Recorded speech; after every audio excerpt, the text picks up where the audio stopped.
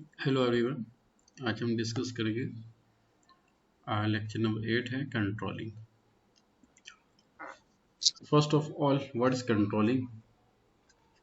Second thing, why control is important to all modules. कोई बता सकते हैं कि ये कंट्रोलिंग से आपके माइंड में क्या वो आती है? Please, any one of you, what is controlling? Controlling basically हम कहते हैं कॉस्ट को, कॉस्ट मैनेजमेंट या मैनेजमेंट। अब ये एक अलग कहानी है कि जो मैनेजमेंट अकाउंटिंग है या कॉस्ट अकाउंटिंग है, ये दोनों सिमिलर भी हैं, इसमें कुछ डिफरेंसेस भी हैं। और इन शॉर्ट ये कि आप मैनेजमेंट अकाउंटिंग कहें, कॉस्ट अकाउंटिंग कहें या कॉस्ट मैनेजमेंट अकाउंटिंग कहें, जो भी कहें उसको कंट्रोलिंग कहते हैं। ओके, ये आपने इसको अंडरस्टैंड कर लें। अब कंट्रोलिंग क्यों इम्पोर्टेंट है? लेकिन जो भी आपका बिजनेस हो उसमें दो चीज़ें इन्वॉल्व होती हैं, एक आपका फाइनेंस है, एक आपका कॉस्ट है। अब चूँकि इस बैच पे माशाल्लाह से ऑडिटर्स भी हैं, फाइनेंस मैनेजर भी हैं, ऑफिशियल भी हैं, इंजीनियर भी हैं माशाल्लाह से। तो आप लोगों के साथ ये टॉपिक डिस्कस करना मुझे काफ़ी अच्छा लगेगा इंशाल्लाह, क्योंकि जो ऑफिशियल्स होते हैं तो उनसे टेक्निकली बात करके ज़्यादा मज़ा आता है। तो ये बताएं कि कोई ऐसी ऑर्गेनाइजेशन है जिसमें कॉस्ट ऑफ फाइनेंस इन्वॉल्व ना हो? कोई भी ऐसी ऑर्गेनाइजेशन मुझे बताएं, चाहे सर्विस सेक्टर की हो या मैन्युफैक्चरिंग सेक्टर की, कोई भी सेक्टर की हो। कोई ऐसा सेक्टर है नो आपकी सर। नज़र में? नहीं, गुड। नहीं सर। नो तो सर। जहाँ पे आपका फाइनेंस है उधर आपकी कॉस्ट भी है।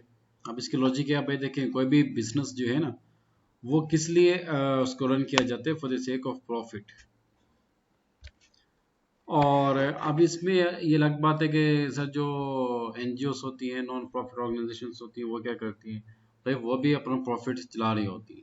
ये आपको मैं आज ये एक क्लियरिटी बता दूं, क्योंकि मैंने भी काफ़ी एनजीओस के साथ काम किया है। ये बस खाली दिखावे की बातें होती है कि वो non NGO, non profit organisation है, ये है वो है। कोई इतना बेवकूफ़ नहीं होता कि मतलब कि कॉस्ट को मतलब लॉस में अपने बिजनेस को चलाता जाए। कोई भी ऐसा इतना आजकल दौर में कोई इतना वो नहीं, अक्लमंद नहीं। तो जहाँ पे फाइनेंस होता है कॉस्ट भी है। अब चूंकि बिजनेस का ऑब्जेक्टिव क्या होता है? प्रॉफिट अर्न करना। प्रॉफिट आपका तभी आएगा जब आपकी अम, जो सेल प्राइस है उसमें से आप अपना जो कॉस्ट है वो कम करेंगे तो आपका प्रॉफिट मैक्सिमम होगा। इन शॉर्ट मिस्टर जाहिद, ऐसे ही। जी सर, बिल्कुल। तो अगर आपका लेट्स से कि आप एक पानी के बॉटल अगर आपके पास किसी के पास है तो वो प्लीज़ सब निकलें, ताकि उससे उससे हम चीज़ों को ज़्यादा बेटर तो उसको अंडरस्टैंड करें प्लीज़। अगर किसी के पास पानी की कोई बॉटल है, अगर सबके पास है, तो that will be very good. जी सर। Thank you. अब इस पानी की बॉटल आपके पास कौन सी बॉटल है? सर ये है जस्ट माई मतलब हम, ओके, जो mineral water sir. Mineral water है। अब जी सर। इसकी जो प्राइस है लेट से 100 रुपीज़ है या $1 आपके लिए, तो भाई 100 रुपीज़ लेती हूँ। अब इसकी शेयर प्राइस क्या है? 100 रुपीज़। अब जितनी दूसरी कंपनी से ना, जैसे नेस्ले है, पेप्सी है, कोका कोला है और एबीसी जो भी है, उन सब की जो प्राइस रेंज वो भी इसी रेंज में होगी, 100 रुपीज़। अब आप ज़रा कंपेरिजन करें पेप्सी और कोका कोला की प्रोडक्ट के दरमियान, इनकी जो प्राइसेस ऑलमोस्ट सेम ही रहती हैं, क्योंकि कंपटीशन चल रहा होता है। ऐसी है बॉयज़। जी सर। और ज़रा से भी इनके कॉस्ट पे फ्लक्चुएशन अगर आगे ना, तो इनका प्रॉफिट जो है वो फ्लक्चुएट करेगा। आई एम राइट? Yes sir. तो आप ये तो नहीं कर सकते भाई, अगर आपकी कॉस्ट ज़्यादा आ रही है तो आप सेल प्राइस को इंक्रीज कर दो। उससे क्या होगा? आपकी सेल्स कम हो जाएंगी। और इसमें माशा से दो ऐसे भी हैं जो माशा से सेल्स का काम भी करें, जिनका अच्छा वास्ट एक्सपीरियंस भी है। तो उनसे मेरा एक सवाल है कि जब आप मार्केट में जाते हैं अपने प्रोडक्ट को सेल करने के लिए, तो आपके जो क्लाइंट्स है वो आपसे क्या डिमांड करते हैं? सर जी, आप कि अगर ये 100 रुपीज़ के, तो आप हमें ये 80 रुपीज़ के दें। सबसे ज़्यादा मार्जिन जो है ना, वो जो रिटेलर है वो कैच कर रहा होता है। वॉइस ऐसी है सेल्समैन जो सेल्स के ऑफिशियल हैं, जब आप जी किसी भी राइट सर, ऐसे ही। मतलब अपनी प्रोडक्ट को अगर लेके जाते हैं, इवन के पेप्सी की एग्जांपल ले लें, अगर आप किसी भी मॉल में पेप्सी का डिस्प्ले करवाते हैं, नेस्ले का करवाते हैं, कोका कोला का करवाते हैं, अगले कहते हैं भाई आप हमें रेफ्रिजरेटर भी दें, आप हमें वो क्या उसे कहते हैं रैक्स भी प्रोवाइड करें, इवन कि आप हमें स्कीम भी दें। स्कीम का मतलब ये होता है कि 100 कॉटन के ऊपर 5 कॉटन फ्री। और बाकी आपका जो टीम है, रैप है, वो यहाँ पे आए, बकायदा उनकी रैक की सफाई भी करे, काफ़ी मतलब के काम भी करवाते हैं इन लोगों से। तो राइट सर, यहाँ तो रैक के चार्जेस भी होते हैं आई बिलीव। जी जी, तो उसमें क्या होता है, आप जो है ना क्लाइंट को फोकस कर रहे होते हैं भाई, मतलब हम अपने क्लाइंट्स को मैक्सिमम, आप जितने अपने क्लाइंट्स को फैसिलिटीज प्रोवाइड करेंगे, आपका बिजनेस ग्रो करेगा। तो ऑर्गेनाइजेशन क्या करती हैं कि भाई अपने प्रॉफिट मार्जिन को मेंटेन रखने के लिए ऑर्गेनाइजेशन के अंदर जो भी कॉस्ट है उसको बकायदा मॉनिटर किया जाता है, उसको बकायदा मेंटेन किया जाता है। अब आपसे मेरा एक और सवाल है, एक प्रोडक्ट अभी जो आपके पास है, मिनरल वाटर आपके पास है, इस मिनरल वाटर को बनाने के लिए आपको क्या क्या मतलब कॉस्ट इसमें इन्वॉल्व हुई। एक तो आपकी प्रोडक्ट कॉस्ट, सॉरी, एक जो बॉटल है प्लास्टिक बॉटल, एक इसकी कॉस्ट आ गई। एक आपका जो मिनरल वाटर है, मिनरल वाटर कैसे बनते हैं, उसमें कुछ इंग्रेडिएंट्स इन्वॉल्व होते, ऐड होते हैं इंग्रेडिएंट्स। अगर आपके पास बॉटल है ना, तो बॉटल के ऊपर आपको एक ना वो रैपर नजर आएगा, रैपर के ऊपर किसी जगह पे इंग्रेडिएंट्स की लिस्ट नजर आ रही होगी आपको। तो उसमें लिखोगे कैल्शियम 5 to 10 मिलीग्राम। तो मैं एक चेक करता हूँ, मेरे पास एक इसकी कोई सैंपल हो। Okay, you can see magnesium 5 milligram per litre minimum, sodium 7 milligram per litre, sulphate 50 milligram per litre, calcium 45, potassium 0.01, chloride 75 milligram per litre. PH ये उसकी टेस्टिंग वैल्यू होती है। अब ये जो इंग्रेडिएंट्स हैं आपने पर लीटर के हिसाब से उसमें ऐड अप करना है, और ये भी आपने कैलकुलेट करना है कि जो 5 मिलीग्राम मैग्नीशियम आपने ऐड करनी है, इसकी कॉस्ट कितनी है।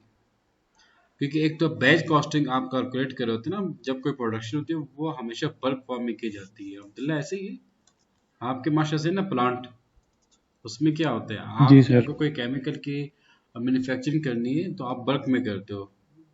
तो जी सर, एग्जैक्ट। बल्क में जब आप प्रोडक्शन करते हैं ना, तो उसकी एक कॉस्ट आती है प्रोडक्शन, उसको हम कहते हैं बैच कॉस्ट आती है।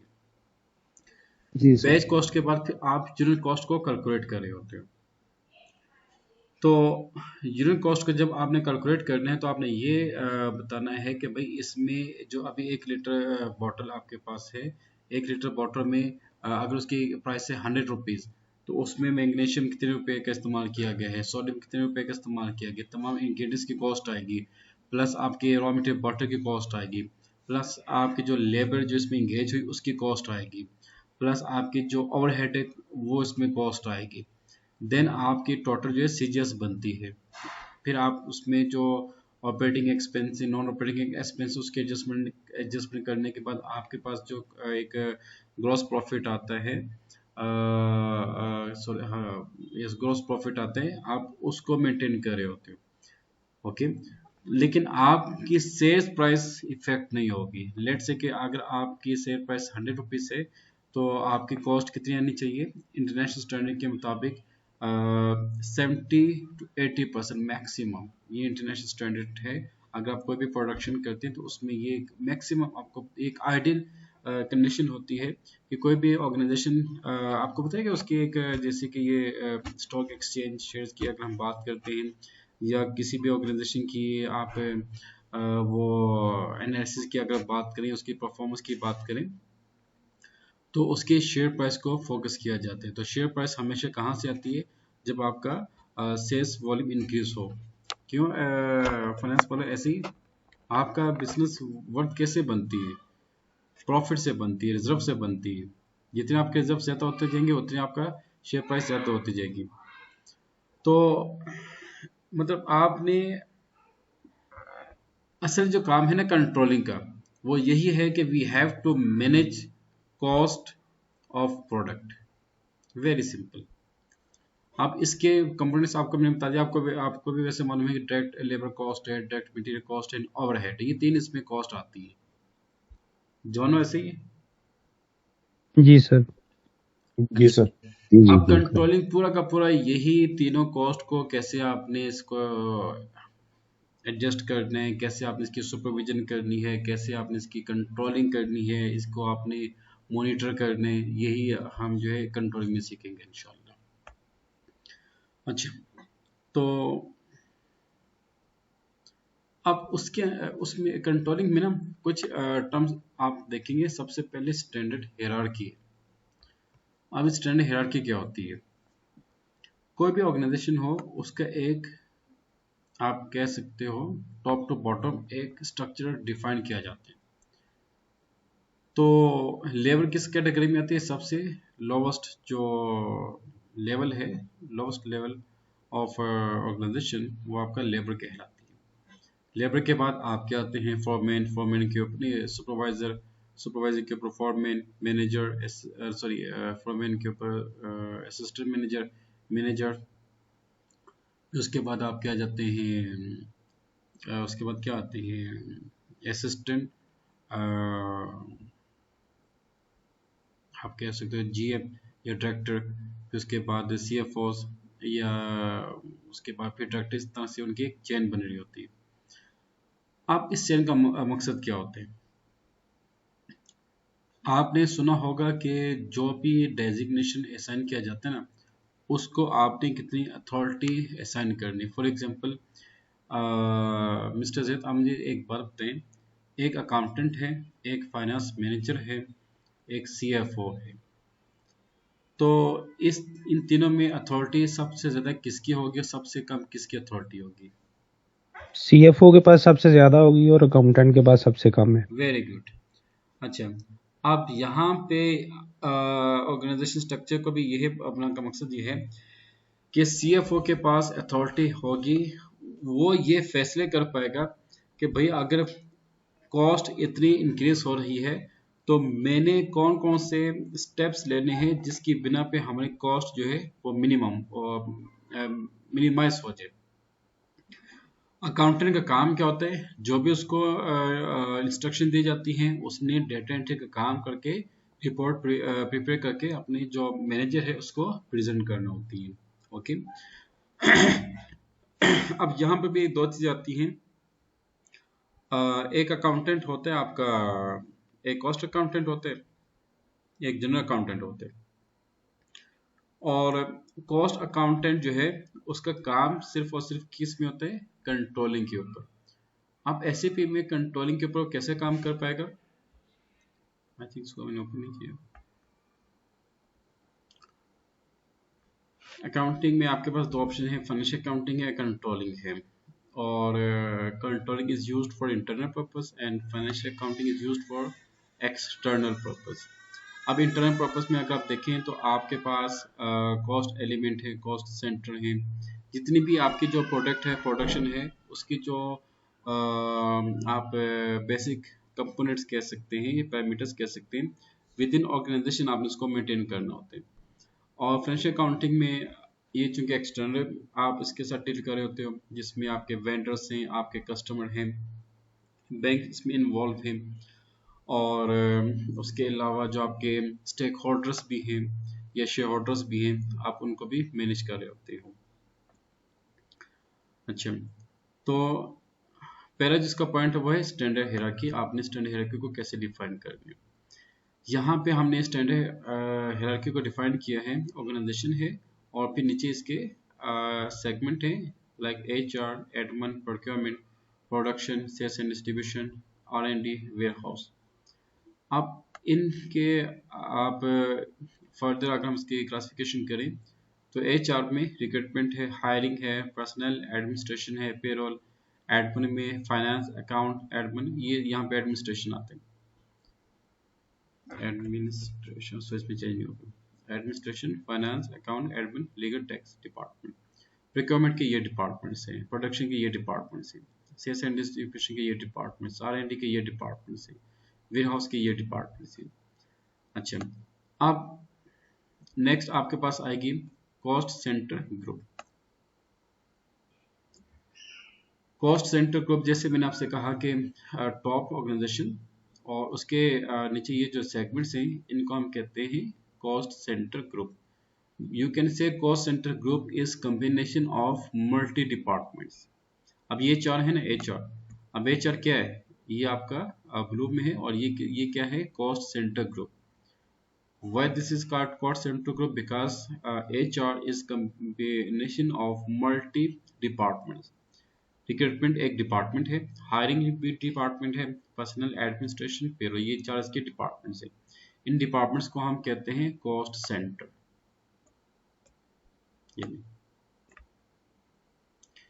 तो तीन चीजों का आपने फोकस किया। Number 1 standard hierarchy, number 2 cost centre group, number 1 standard hierarchy, number 2 cost centre group, number 3 cost centre.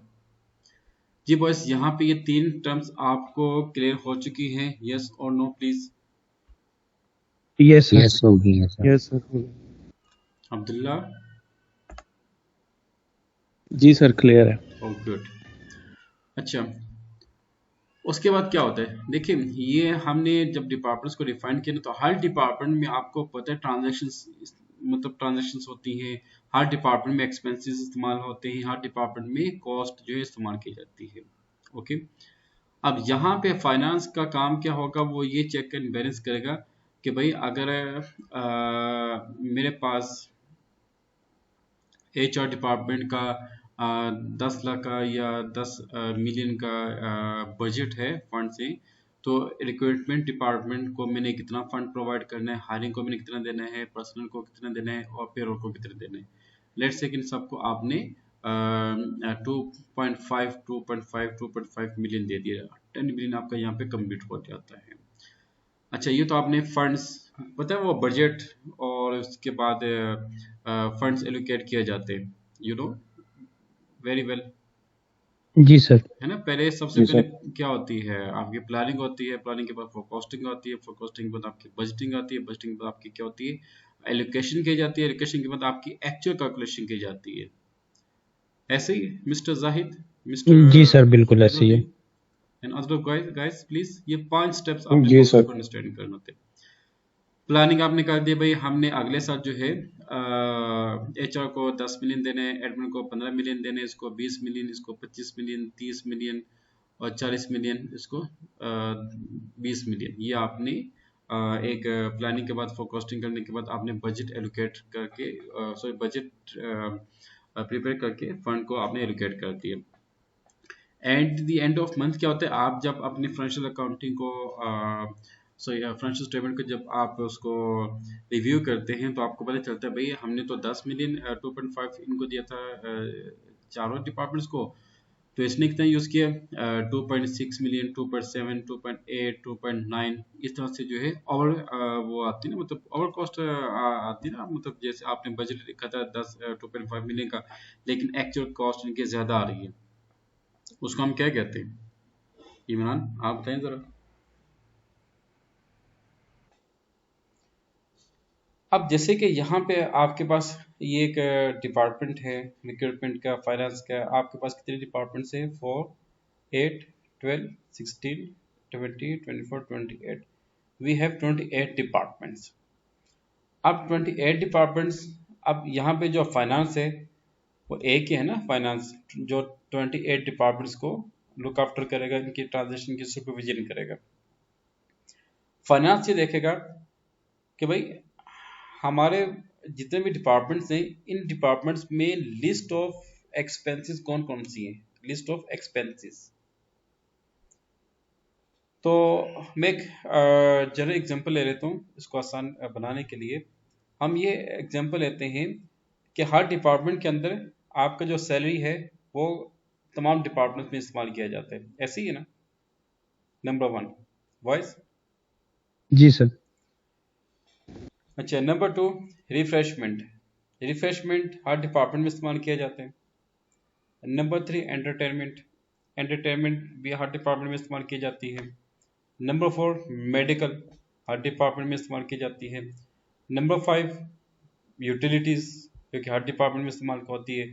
मतलब ये तो नहीं कि ये जो आपका ये क्या उसे कहते हैं, लीगल डिपार्टमेंट है या टैक्स डिपार्टमेंट है या आपका जो हायरिंग डिपार्टमेंट है, इसको जो आपने मतलब एक कैबिन दे दिया या आपने उसको बकायदा एक पोर्शन दे दिया, तो उसमें ना इलेक्ट्रिसिटी हो, ना उसमें एयर कंडीशनर हो, कुछ भी ना हो, लाइटिंग भी ना हो, उसको ऐसे बिठा के रख दो, ऐसा पॉसिबल तो नहीं है ना भाई। वो भी इंसान है, आपने उनको भी एयर कंडीशन प्रोवाइड करना है, विंटर में आपने उनको हीटर प्रोवाइड करने हैं, आपने उनको हर किस्म की फैसिलिटीज़ प्रोवाइड करनी है।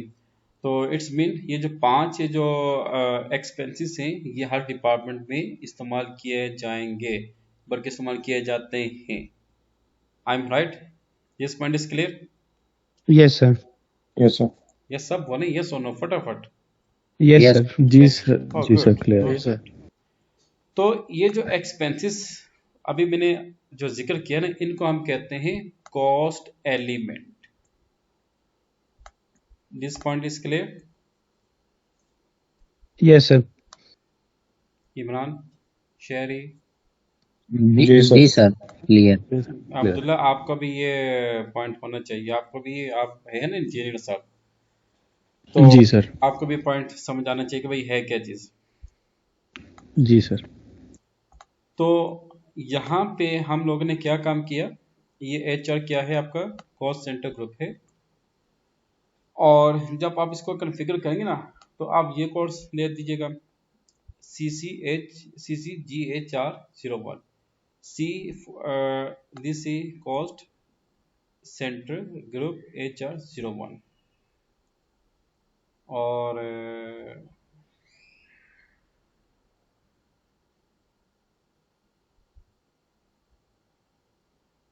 अच्छा, उसके बाद ये क्या है, कॉस्ट सेंटर, ये आपका क्या आ जाएगा, रिक्वायरमेंट, और ये हमने इसका कोड डिफाइन किया, CCREC, C for cost, C for centre, और REC रिक्वायरमेंट की शॉर्ट फॉर्म 001। अब यहाँ पे आपके पास ऑप्शन है, आप इसको बेशक एक्सटेंड कीजिएगा।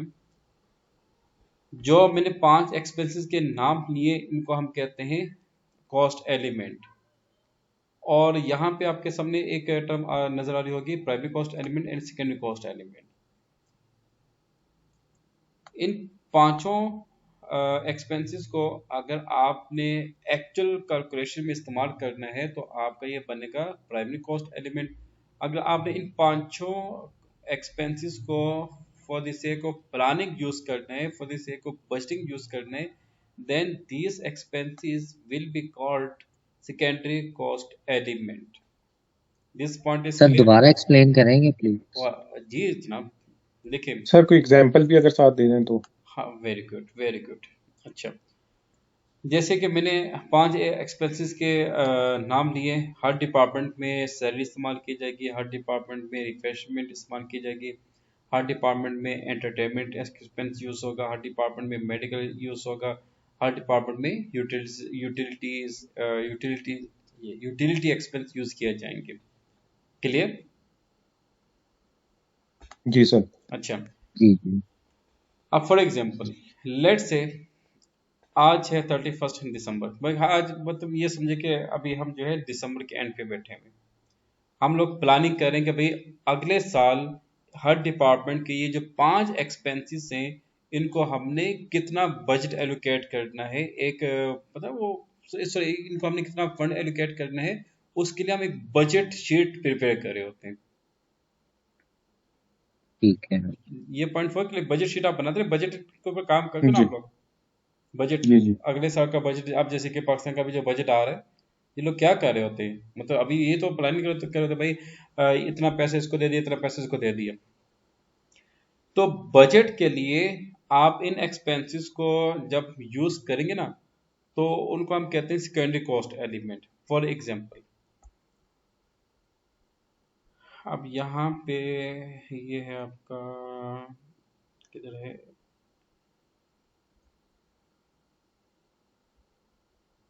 ये एक प्लानिंग है और ये एक एक्चुअल कॉस्टिंग है। प्लानिंग में जो आप ट्रांजैक्शन करेंगे वो आपके सेकेंडरी कॉस्ट एलिमेंट कंसिडर होगा। एक्चुअल जो कॉस्टिंग होगी, मिसाल के तौर पे अभी समर में आपने प्लानिंग की, भाई अगले साल हमने फला फला ट्रांजैक्शन करनी है और फला फला ट्रांजैक्शन की ये कॉस्टिंग या ये एक्सपेंस या ये अमाउंट होगी।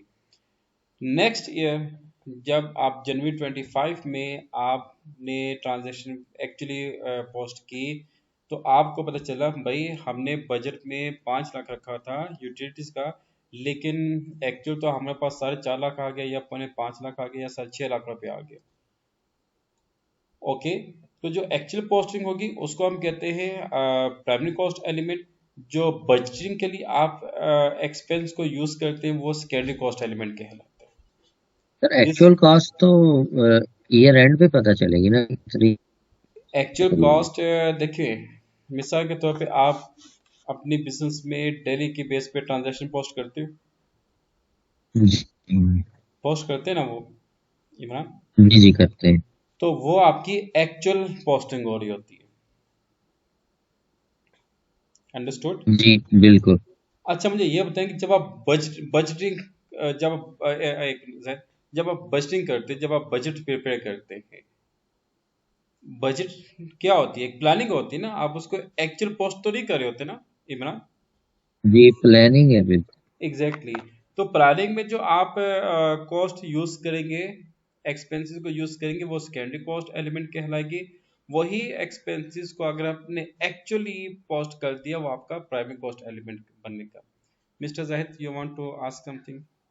जी सर ये जो प्लानिंग एंड एक्चुअल पोस्टिंग है, हम कह सकते हैं कि हम इसको वेरिएंस एनालिसिस के लिए करते हैं, क्योंकि इसकी हम वो उसको मॉनिटर करते हैं कि ये टॉलरेंस उसमें एक्सेप्टेबल लेवल से ज़्यादा ओवर बजट हो रहा है या अंडर बजट है। इसको आप कह भी सकते हैं और नहीं भी कह सकते हैं। उसकी रीज़न ये है कि ये अब आपके ऊपर डिपेंड करते हैं कि आपके स्टैंडर्ड्स क्या, आपके जो पॉलिसी है वो क्या कहती है, आपकी जो ऑर्गेनाइजेशन की पॉलिसी क्या कहती है। ये हर ऑर्गेनाइजेशन के पॉलिसीज के ऊपर डिपेंड कर रहा होता है। और जहां तक सर इसका आप, बेसिक पर्पस फिर क्या हुआ? बेसिक पर्पस ये हुआ कि जो आपने बजट एलोकेट करते ना, उस बजट को, उस बजट के जो फंड्स को जब आप एलोकेट करते हैं, तो उस फंड्स को आपने कॉस्ट, जो एक्चुअल कॉस्ट है उसके साथ आपने एडजस्ट करना होता है। ठीक मिसाल है के सर। तौर पे, मिसाल के तौर पे कंपनी ये डिसाइड करती है कि भाई हमने अगले साल जो है 25 में हम जो हमारी प्रोडक्शन है, जो हमारी सेल्स हैं, जो हमारी HR है, हमने 10-10 मिलियन सबको एलोकेट कर दी। तो फाइनेंस का काम ये होगा कि जो प्लानिंग आप करते ना भाई, मतलब कि इतने एक्सपेंसेस हमने यूज़ करने, इतना यूज़ करने, तो उन एक्सपेंसेस को आपने जब एक्चुअली वो करते ना पोस्ट, एक्चुअली पोस्टिंग कर रहे होते हैं, उसमें आप मॉनिटर कर रहे होते हैं कि ये आपका ओवर तो नहीं हो रहा या लेस तो नहीं हो रहा। जैसे कि आपने कहा वेरिएंसेस, वेरिएंसेस इसको आप कह भी सकते हैं, नहीं भी कह सकते। इसकी आउटकम वेरिएंस होगी। आउटकम वेरिएंस आप इसको कह सकते हैं। और सर ये इसमें प्लानिंग जो है वो ईयर के स्टार्ट में होगी और एक्चुअल जो है वो ईयर एंड पे होगी, यानी कि ईयर एंड पे हम कंपेयर कर सकते हैं। एक्चुअल जो है ना, आप ये कह सकते हैं कि जो आप इमरान जो आप बात करें ना, वो उसको हम कहते हैं पीरियड एंड क्लोजिंग या ईयर एंड क्लोजिंग।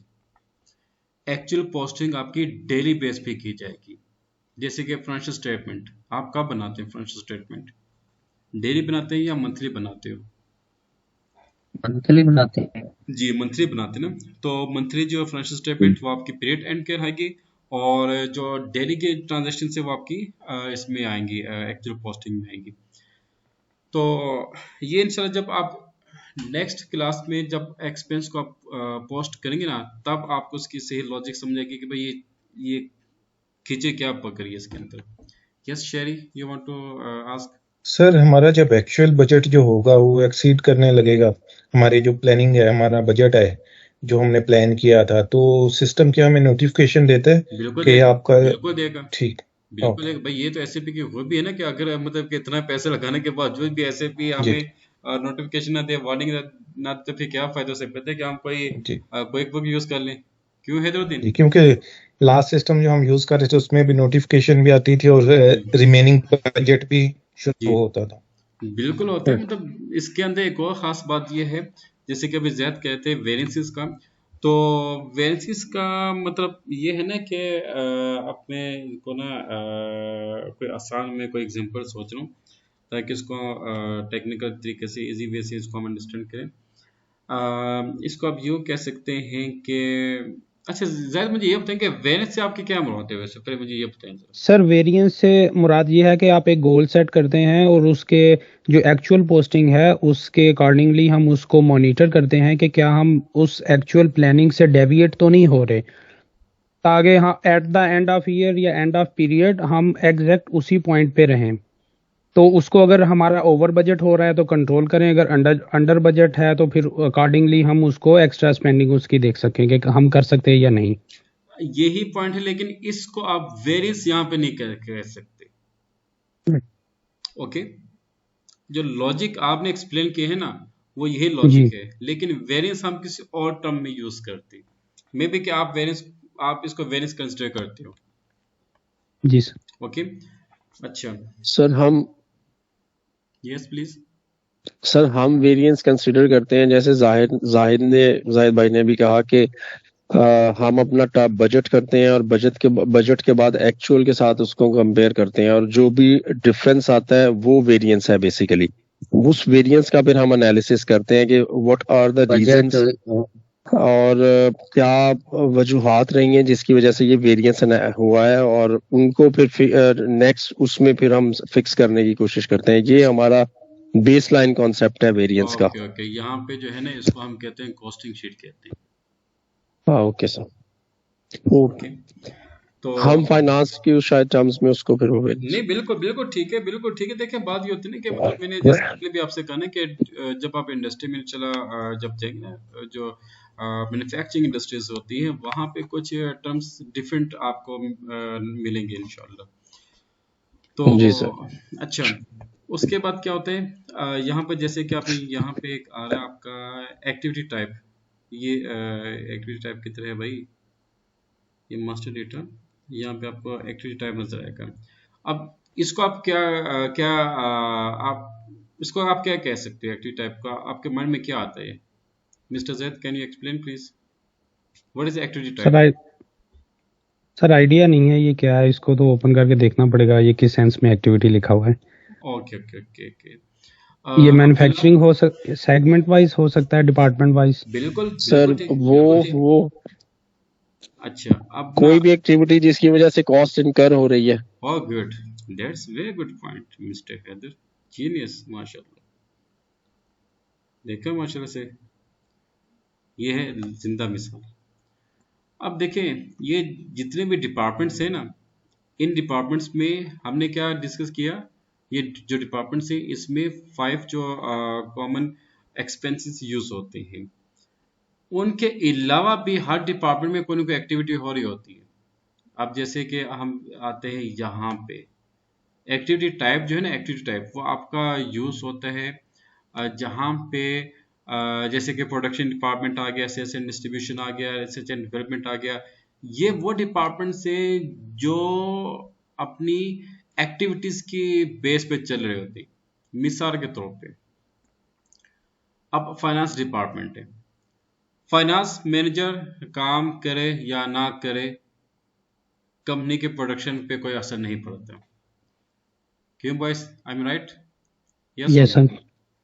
तमाम बोलें यस और no. Yes yes okay, yes sir. Yes sir. अब अगर हम आते हैं शॉप फ्लोर में, यहाँ पे जो लेबर है वो अगर काम नहीं करेगी तो क्या होगा? मशीन बंद हो जाएगी। क्यों अब्दुल्ला साहब? जी सर, ऐसे ही है एग्जैक्ट। जी बंद।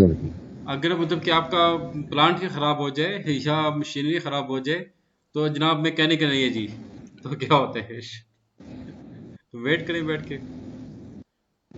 जी अच्छा, सर। उसके बाद अगर हम आते हैं सेल्स एंड डिस्ट्रीब्यूशन में, भाई आपका जो सेल पर्सन है वो छुट्टी पे ही है, तो आपकी सेल्स क्या होगी?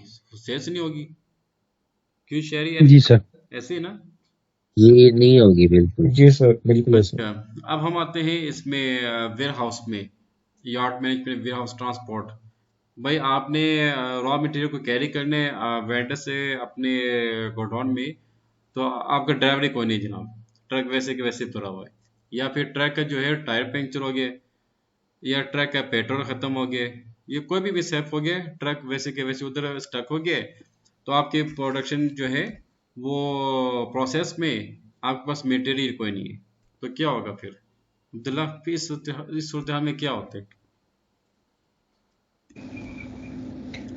सर इसमें यह है कि आपका जो है स्टॉक डिलीवर नहीं हो पाएगा।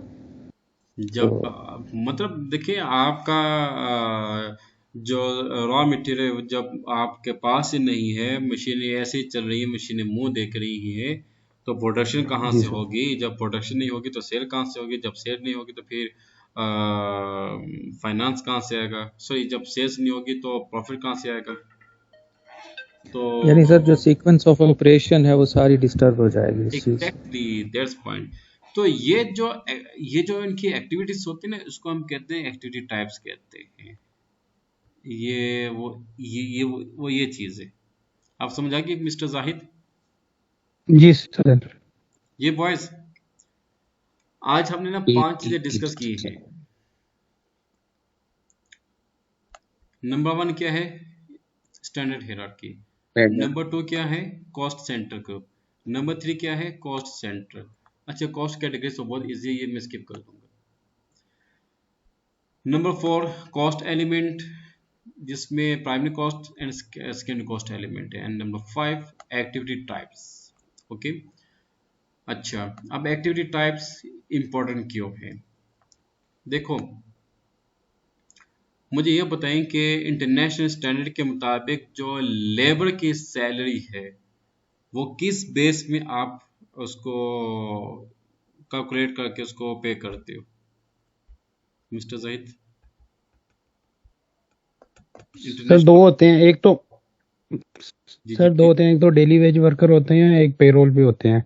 तो वो दोनों ओके, के अकॉर्डिंगली जो आपके मिनिस्ट्री ऑफ लेबर होती है या कंट्री लॉज होते हैं, लेबर लॉज, अकॉर्डिंगली हम उसको पे करते हैं। गुड।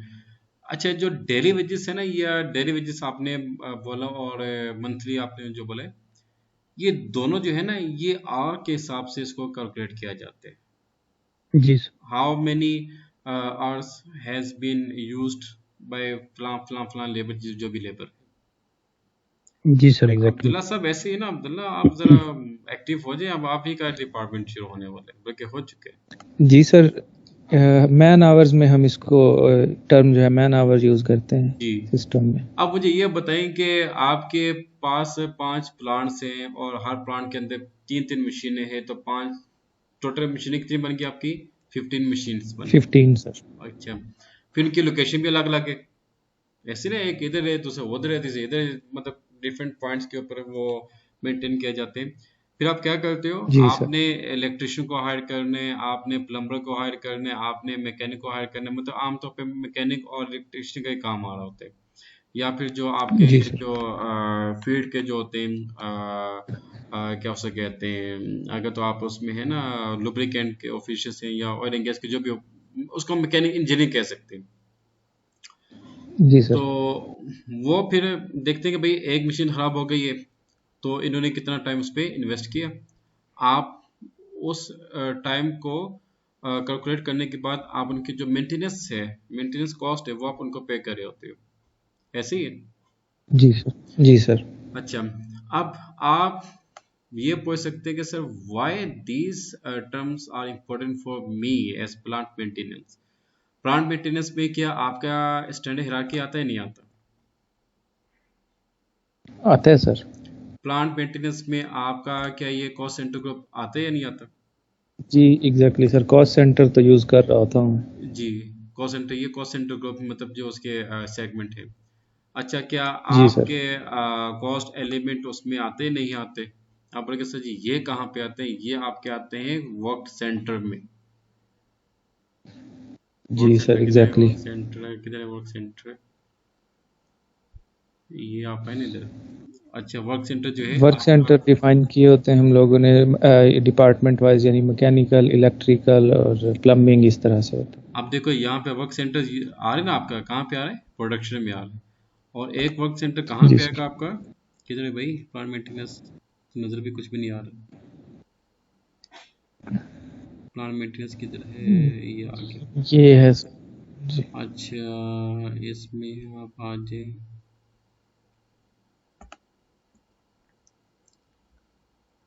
ये वर्क सेंटर आ गया इधर भी वर्क सेंटर जी सर। है ना अब्दुल्ला? IR01। और यहाँ पे क्या है? किधर गया भाई वर्क सेंटर्स? ये CR01। ओके, इनके टी कोड जो है वो डिफरेंट है, लेकिन जी दोनों तो एक सर। जैसे ही है। क्लियर? अच्छा, आप वर्क क्लियर है सेंटर सर। के अंदर आपके कॉस्ट एलिमेंट भी आती है और एक्टिविटी टाइप्स भी आती हैं, अगर आपने यूज किया तो। I am right Abdullah? जी सर। मैं आपको जरा एक और के बता देता हूँ ताकि आपको कुछ अजय। PLDA1 हमारा क्या था? PLDA1 DB01 जो इसको हम लेते हैं। PLDA1 work centre DB1001। अच्छा, ये हम लेके आते हैं, मशीन का ले लेते हैं। अच्छा, तो इसमें देखिए कॉस्टिंग आ रही है। जी सर। अच्छा, कॉस्टिंग आ रही है। मैं वैसे लिखूँ टेस्टिंग, और यूजेज आप यहाँ पे इस पे लिख लें। प्रोडक्शन हम किस में थे? हम कौन सा बना रहे थे? चलिए मैं बाद में इसको मेंशन करता हूँ। एक्चुअली यहाँ पे जो मकसद है, कॉस्ट देखो, ये कॉस्ट सेंटर आ गया। जी सर। आ गया कॉस्ट सेंटर अब्दुल्ला। जी जी सर। और ये क्या लिखा हुआ है? Activity type. ऐसे ही है ना? ऐसे ही है सर। अब एक्टिविटी टाइप आपका तब बनेगा जब आपके पास सेकेंडरी कॉस्ट एलिमेंट होगी। उसके अलावा तो आपका एक्टिविटी कॉस्ट बन ही नहीं सकता।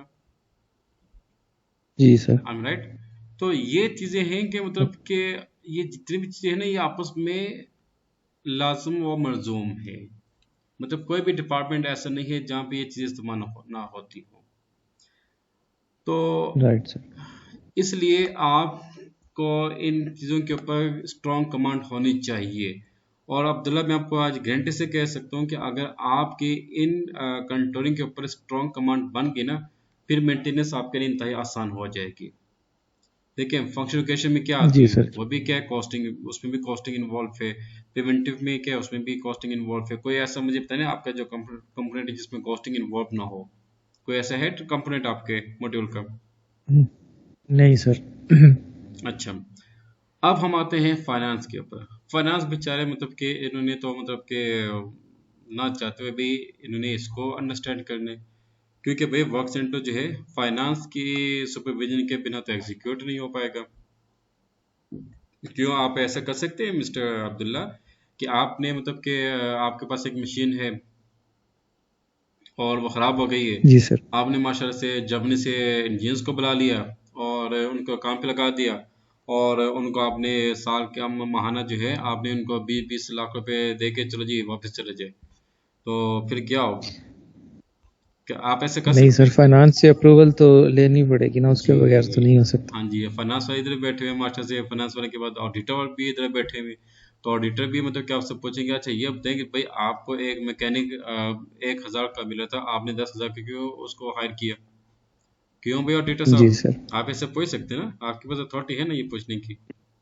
जी बिल्कुल सर। फिर आप फाइनेंस वाले से पूछ सकते हैं, फाइनेंस साहब आप ये बताएंगे जब एक बंदा आपके पास मौजूद है, 1,000 वो लेता है, चार्जेस लेते हैं, और उसकी रेपुटेशन भी अच्छी है, उसकी क्वालिटी भी अच्छी है, तो फिर आपने उसको छोड़ के आपने अमेरिका से, जर्मनी से क्यों मतलब कि चिचुंदर को आपने इनवाइट किया 10,000 के ऊपर? आप फाइनेंस वाले से पूछ सकते हैं ना। एग्जैक्टली। और फाइनेंस वाले फिर आपके ऊपर ये सारा मतलब बोझ जाता है कि भाई आपने ये काम क्यों किया, क्यों भाई?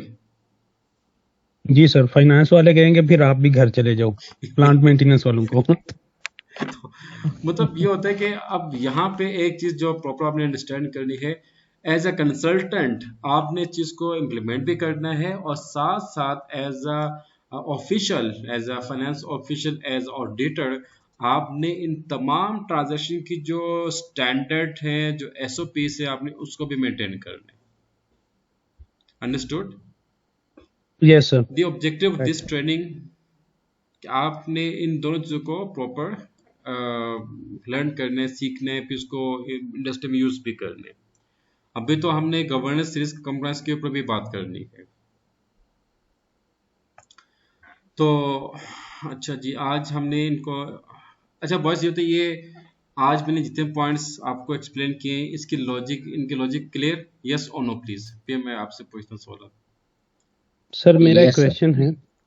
जी जी प्लीज। सर ये जो कॉस्ट सेंटर ग्रुप हैं, हमने एक अकाउंट ग्रुप बनाए थे, तो ये उनकी सब कैटेगरी होगी या इसका नहीं क्या नहीं रोल नहीं होगा नहीं उसमें? नहीं नहीं, क्योंकि जो आपने जी अकाउंट ग्रुप बनाए तो वो चीज़ है, और चीज़ है, इसका उसके साथ कोई ताल्लुक नहीं है भाई। ठीक है सर, क्योंकि वहां पे भी। Yes please, mister Zahid continue. जी सर। आपके जी सर। जो अकाउंट ग्रुप। क्यों। जी सर, जब हम अकाउंट ग्रुप बना रहे थे तो उसकी बेस भी तो वही थी, इनकम, एक्सपेंस, एसेट, लाइबिलिटी।